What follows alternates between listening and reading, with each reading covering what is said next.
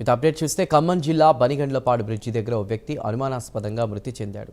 బ్రిడ్జికి అతడి తల వేలాడుతోంది. ఏటిలో మొండెం పడింది. ఘటనతో స్థానికులు భయాందోళనకు గురయ్యారు. ఘటనాస్థలిని పోలీసులు ప్రస్తుతం పరిశీలించారు. మృతుడు అదే గ్రామానికి చెందినటువంటి ఎన్ఎం వెంకట్రామరెడ్డిగా గుర్తించారు. అప్పుల బాధ తాళలేక ఉరివేసుకుని ఆత్మహత్య చేసుకున్నాడని బనిగండ్లపాడులో ప్రచారం జరుగుతోంది. అయితే ఈ ఘటనపై అన్ని కోణాల్లో పోలీసులు దర్యాప్తు చేస్తున్నారు.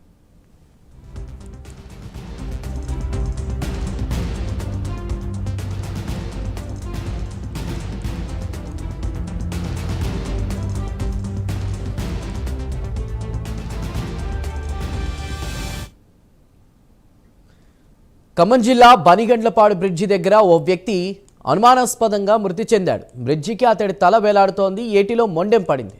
ఈ ఘటనతో స్థానికులు భయాందోళనకు గురయ్యారు. అసలు ఘటనాస్థలిని ప్రస్తుతం పోలీసులు పరిశీలించి అసలు మృతుడు ఆత్మహత్య చేసుకున్నాడా లేదంటే ఏమైనా జరిగిందన్న కోణంలో కూడా దర్యాప్తు చేస్తున్న పరిస్థితి. ఇదే విషయానికి సంబంధించినటువంటి పూర్తి విషయాల్ని మా ప్రతినిధి రజనీకాంత్ అందిస్తారు. రజనీకాంత్. చందు, ఖమ్మం జిల్లా ఎరుపాలెం మండలం బనిగండ్లపాడు బ్రిడ్జిపై ఓ వ్యక్తి అనుమానాస్పద స్థితిలో ఉరివేసుకొని ఆత్మహత్య చేసుకున్న ఘటన బనిగండ్లపాడు గ్రామంలో కలకలం రేపుతుందని చెప్పొచ్చు. బనిగండ్లపాడు గ్రామానికి చెందిన ఎన్ఎం వెంకట్రామరెడ్డి 80 సంవత్సరాల వృద్ధుడు ఆ బ్రిడ్జిపై మాత్రానికి తలకు బ్రిడ్జిపై తాడును వేసుకొని ఉరివేసుకున్న సంఘటన. ఉరివేసుకున్న తర్వాత ఆ తలకు తాడుకు మాత్రానికి బ్రిడ్జికి వేలాడుతున్న తాడుకు తల ఉండటం, మొండెం మొత్తం అంటే మొండెం కింది మొత్తం భాగంలో బాడీ మొత్తం కింద ఏట్లో పడి ఉండటంతో కొంచెం స్థానికులు కూడా ఆందోళన చెందుతున్నారు. ఉదయం తెల్లవారుజామున 6 గంటల ప్రాంతంలో ఆ చుట్టుపక్కల ప్రాంతాల్లో ఏటి పక్కన పొలాలకు వెళ్తున్న రైతులు గమనించిన తర్వాత స్థానిక ఎరుపాలెం పోలీసులకు సమాచారం అందించారు. ఎరుపాలెం పోలీసులు సంఘటనా స్థలాన్ని చేరుకొని దర్యాప్తు ప్రారంభించారు.